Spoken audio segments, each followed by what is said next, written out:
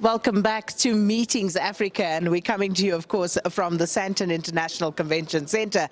And what an exciting event this year, the 19th edition of Meetings Africa, and all the stakeholders who matter are here.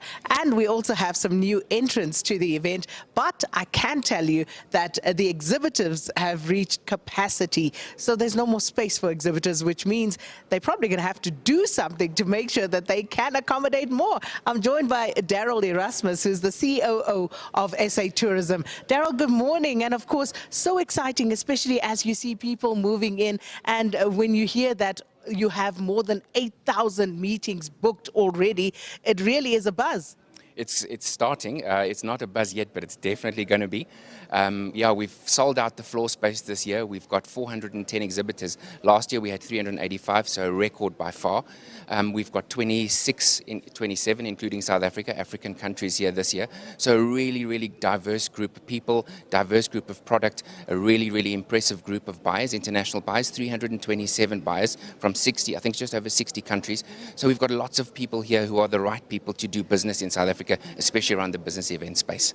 So let's take a walk around the venue just to see who's here and exactly what they will be doing. And just in terms of the new entrants, let's talk to those. We heard earlier from the Gauteng Tourism Authority how they would love to see everybody on the continent represented here. But what are you doing in order to support more and more countries coming through? So every year we have a scheme or a process called an Explorer, and we invite countries across the continent who haven't exhibited here before to come and experience Meeting Africa, and just to see the kind of business that is taking place, the opportunities that exist on the trade floor, and that gives them a first-hand view of exactly what is available to them. And we normally, in fact, I think 100% of the time convert them, so they come the following year. It's just an example of how we try and encourage more and more participation across the country and across the continent. Like I said, 27 is a big number, but there's room for improvement, and we absolutely will continue to target more and more African countries to get them here. And I think the other important thing, we just walked past South African Airways. Air connectivity is so important across the continent, and we've got an airline pavilion upstairs this year. Many different airlines from regional, but also global and international airlines. South African Airways, obviously our national carrier, really important to have them here. But it's about providing connectivity to make sure the people who are coming to South Africa to come and participate in events have got connectivity and air access to get here. And also, you talk about that exhibition upstairs, downstairs. So the SMMEs, which is also quite exciting, because this, with all the buyers here, with all the exhibitors that are here, it's an opportunity for them to network as well. Absolutely. It's about exposure, right? SMMEs, we have 113 SMMEs here this year. Like I said to you, it's about the exposure. It's about giving them the opportunity to engage with these international buyers. We've got a development zone here. We partner with the Department of Tourism and other bodies in order to get them here and to support them. There's a bit of training that goes on beforehand to make sure they're equipped to deal with all of the questions and the kind of engagements they're going to have on the floor. So there's a lot of work being done to make sure that the economic impact of a big show like this is not just reserved for big business, but also for SMMEs. Which is very interesting, because I'm looking around and I see some of the municipalities. I see Nelson Mandela Bay there. There's Metsi Mahulu, Harties Boat Company. There are little entities from municipalities as well. So the sort of support that you give to them, because I would imagine they would also like to take advantage of the opportunities presented here. Absolutely. It's about access to market, and that exposure, like I said, is so critical to putting them on the map.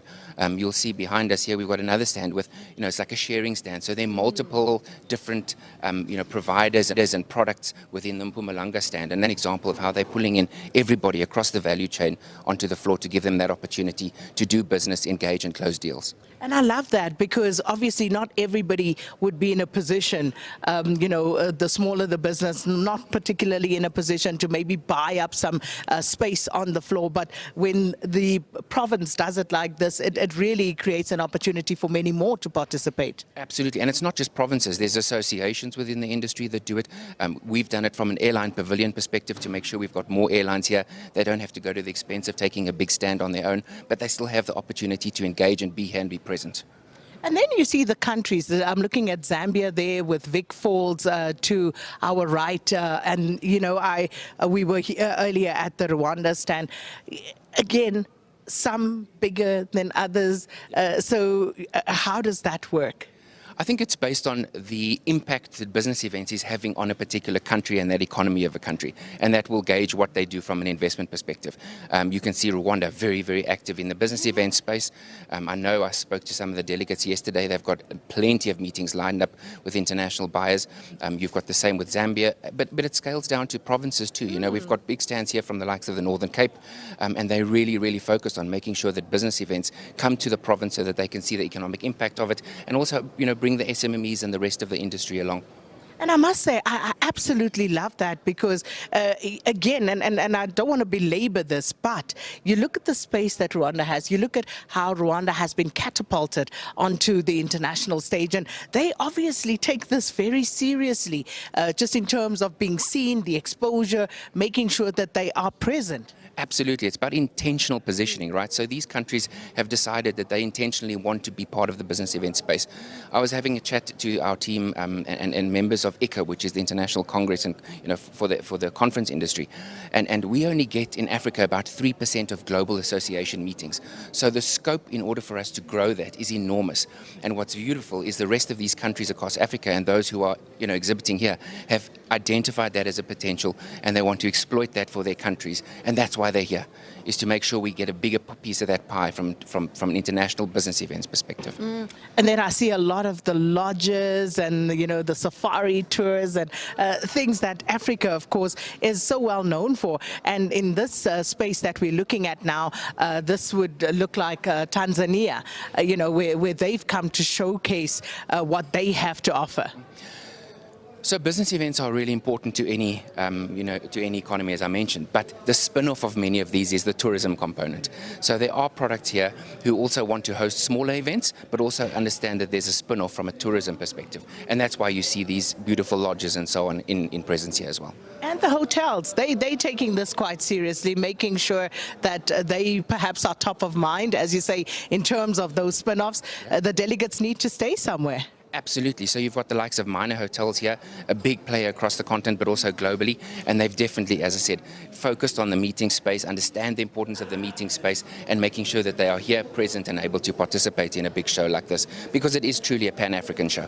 It certainly is, because, and speaking to that, because it's not just about South Africa, it is about positioning the African continent. And I must say, it really is heartwarming to see that the continent does come to play and they do take it seriously. Absolutely. Like I said to you, 26 and 27, including South Africa, is a big number.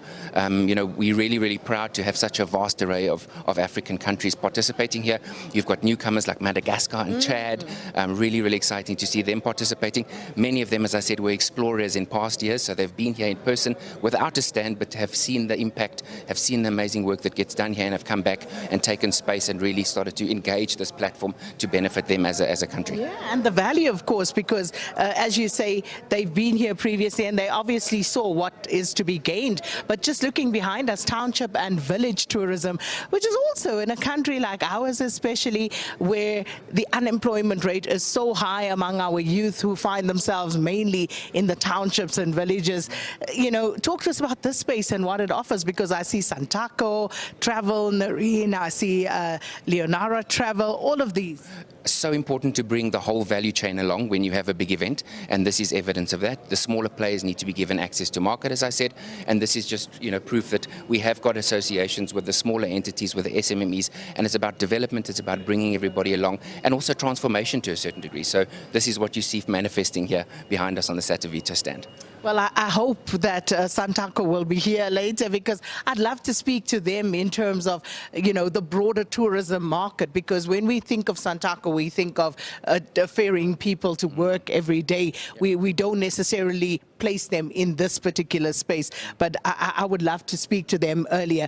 Of course, you know, there are other issues going on as well. We've got, and I'll speak to Minister perhaps about that later on, with the G20 and all that's happening around there. I just want us to move slightly quicker, but as we pass here, Western Cape Tourism Promotion, I mean, this is one that, you know, it's already up there. Absolutely. So Cape Town, definitely one of the preferred destinations in the world to host international meetings. You know, we very proudly as South Africa claim our #1 position as the #1 business events destination across Africa and the Middle East.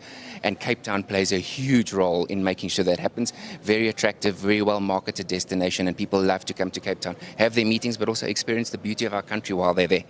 Just repeat that. We are #1 across Middle East and Africa. #1 across Middle East and Africa. And we've held that position for a very long time. And, you know, what is it that keeps us at the top? So firstly, let me say we're encouraging other destinations and other countries to challenge us. That's why we have a platform like this, and you have 27 African countries here. We want to empower and we want to, you know, bring the rest of the continent along. We want them to see the benefit of business events. So we've held it for a long time, but, you know, we continue to fight and to make sure that we retain the space. But there's a lot of competition out there for business events, and it's really positive to see because it means that the African continent is able to position themselves as a, you know, preferred destination and a preferred space to have your conferences and your events and your congresses. So indeed. And just behind us, the Kenyatta International Convention Centre from Kenya. And, you know, the hotels they have there, Kempinski, Movenpick, those are, you know, quite well established on the continent. And, you know, again, as you say, just encouraging everybody to come out. Absolutely. And I think what you've also seen here is whilst the convention centre is leading the charge in terms of the stand, they've got all the support products with them, the entire value chain. So nobody's going to go to Nairobi just for a conference. They're going to have to stay there as well. So it's important to have the full value chain here so that when people are buying, they're buying a whole product. Yeah, and as we move along, the hotel groups, once again, well-known, well-established. We're just walking through everybody, just to give you a sense of what to expect here at Meetings Africa. And this is, of course, where all the stakeholders in the eventing space, exhibitors, the incentives, you know, the buyers, everybody will come together. And as we said, I keep repeating, 8,000 meetings confirmed. That is no mean feat. So there will be lots of discussions happening amongst many, many people in this space. But we'll park it here for now. I think we've given people a sense of what is in here. But perhaps we can have a seat because, you see, I love trains. Trains are my absolute thing. So why not step into Rovos Rail luxury trains? And what I love about these spaces is this is what the train on the inside would look like. And I want to have a seat. Let's have a seat and let's just close it off here because this is what you get to experience. If you haven't been on a luxury train, you miss out.